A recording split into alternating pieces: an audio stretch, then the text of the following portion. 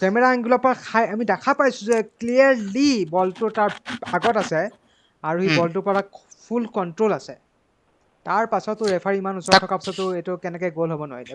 North east ইউনাইটেডৰ আজি খেল আছিলে মোহন বাগান এফচিৰ লগত, ডুৰাণ্ড কাপৰ ফাইনেলিষ্ট, যাৰ লগত আমি আকৌ খেলখন খেলিলোঁ। খেলখনত বহুত আমাৰ কথা আছে পাতিবৰ কাৰণে। আজি আৰম্ভ কৰোঁ দেৰি নকৰাকৈ ভোটজলিকা টক্স। বহুত খং উঠি আছে।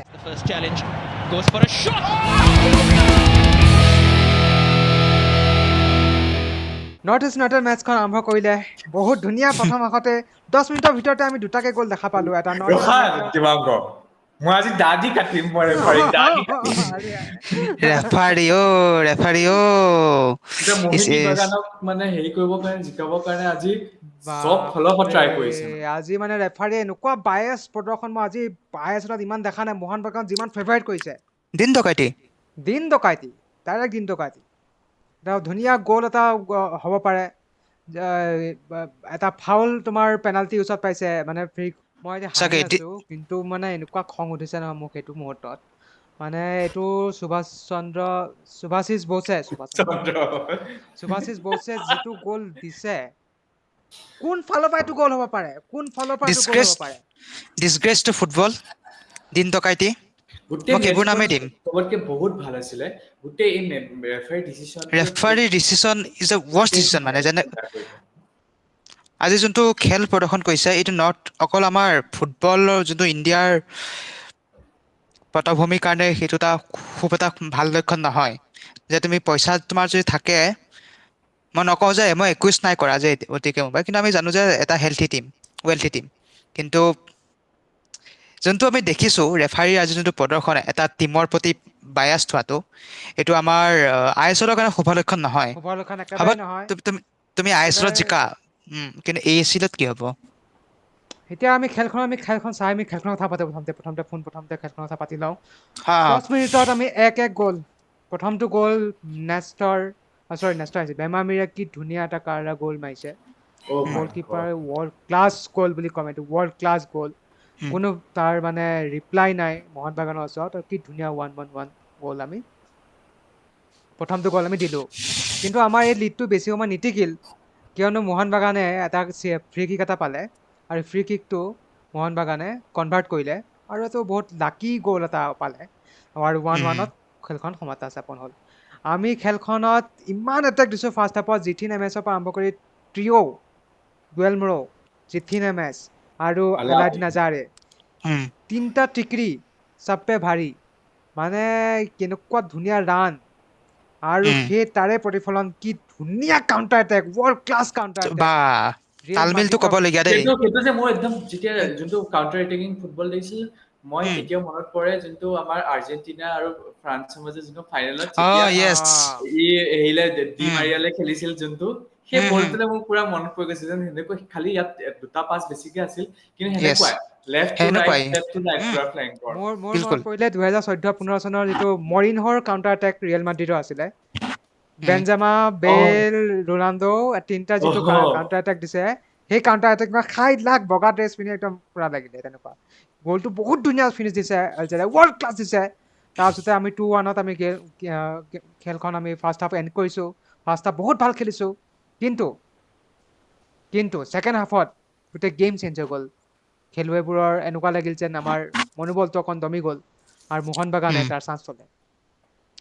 ইয়াতে সেই বস্তুটো আহি যায়, এই গ'লটো কেনেকৈ এলাউ কৰিব পাৰে? গ'লকিপাৰ গুৰমিতে বলটো লাগিছে হাতত, বলটো তাৰ হাতৰ পিছফালে আছে। কোনো প্লেয়াৰে আহি পেলাই তাক কিক কৰিব নোৱাৰে, বলটো তাক ধৰি ৰাখিছে। কেমেৰা এংগুলৰ পৰা আমি দেখা পাইছোঁ যে ক্লিয়াৰলি বলটো তাৰ আগত আছে আৰু সি বলটোৰ পৰা ফুল কণ্ট্ৰল আছে। তাৰ পাছতো ৰেফাৰী ইমান ওচৰত থকাৰ পাছতো এইটো কেনেকৈ গ'ল হ'ব নোৱাৰিলে? তাৰ পৰা গেমখন কিবা চেঞ্জ হ'ল নেকি? তাৰ পৰা আমাৰ অকণমান মোৰ মতে হৈছে, কাৰণ তুমি ৱৰ্ল্ড ফুটবলতো চাবা, এটা গ'লে বহুত মানে মনোবলটো ইফাল সিফাল কৰে। আৰু যেতিয়া গ'লটো যেতিয়া নহয়, তাৰপিছত যেতিয়া দিয়া হয়, তেতিয়া অলৰেডি মৰেলটো ডাউন হৈ যায় গোটেই হেৰিটো। আৰু তাৰপিছত ৰেইন হৈ আছিল কাৰণে বলটো স্কেট কৰি আছিল, কেতিয়াবা ৰখি যায়, কেতিয়াবা বলটো ড্ৰপ খালে বেছি স্পীডত যায়, নহ'লে সেই ৱেডাৰটোতো বাদেই দিয়া, কিন্তু তাৰপিছতো নৰ্থ ইষ্টে অলপমান সেইখিনি সময়ত ডিফেণ্ডিং কৰিবলৈ দিগদাৰ হয়, কাৰণ এটেকৰ ওপৰত এটেক কৰি আছিল আৰু বৰষুণো দি আছিল, তো শ্লিপ খাই আছিল।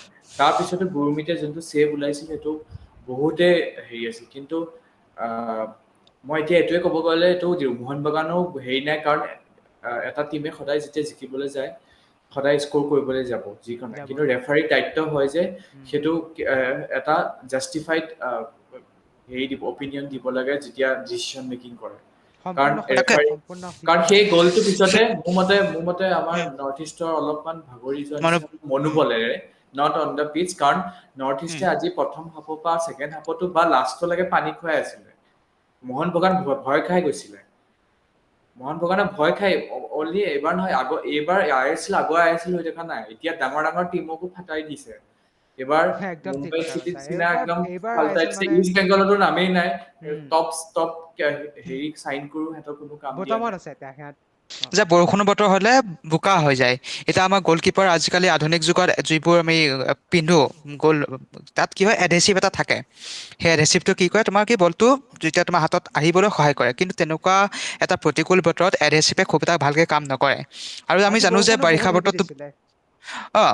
তুমি খেলিছা আমিও সৰুতে খেলিছো ফুটবল যেতিয়া বৰষুণ আমি খেলো তেতিয়া এটা বলটো কিক মাৰিবটো দূৰে কথা বলটো ইমানেই পিছল হৈ থাকে যে আমি বলটো তাক ধৰিব কোনো পধ্যেই নোৱাৰো তেনেস্থলত গুৰুপিতৰ বলটোৰ পিছৰ পিনে তাৰ হাতখন আছিলে আৰু যোনটো এইটো গ'ল হৈছে এইটো চৰম লজ্জাজনক Shame গ'ল on referee, এটিকে মোহন shame on বাগানৰ কাৰণে referee. দুজনকে ৰেফাৰী আছে এটা লাইন ৰেফাৰী আছে আৰু মেইন ৰেফাৰী আছে আলোচনা এটা নকৰিলে জাষ্ট হুইচেল মাৰি পেলাই গ'লটো দি দিলে আৰু এবাৰ গ'ল দিয়াৰ পিছত তুমি যিমানেই তুমি আলোচনা কৰা তেনেকুৱা নকৰা এই যে অফিচিয়েল যে তুমি গ'লটো আমি কনচিড Allow কৰিলো কৰি।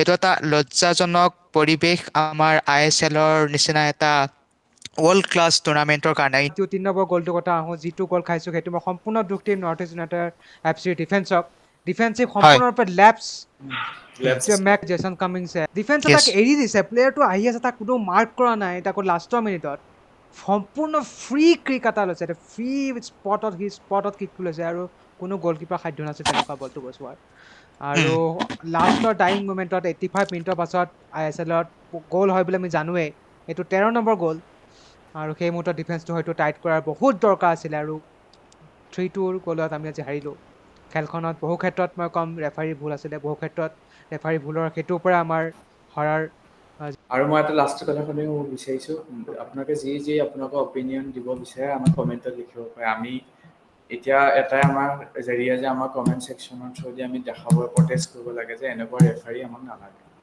সেয়াই আছিলে নৰ্থ ইষ্ট ইউনাইটেডৰ নেক্সট মেচ বহুত কাটেকা টাক্কাৰ হ'ব কিয়নো আমাৰ ঘৰত আছে নৰ্থ ইষ্ট ইউনাইটেডৰ ভাৰ্চেছ কেৰেলা ব্লাষ্টাৰ্ছ আজি ভুচেলকা টকছত ইমানেই মই দেৱাংগ মই দিগবলৈ মই মিনময় বিদায় মাগিছোঁ আজি share referee The first challenge goes for a shot.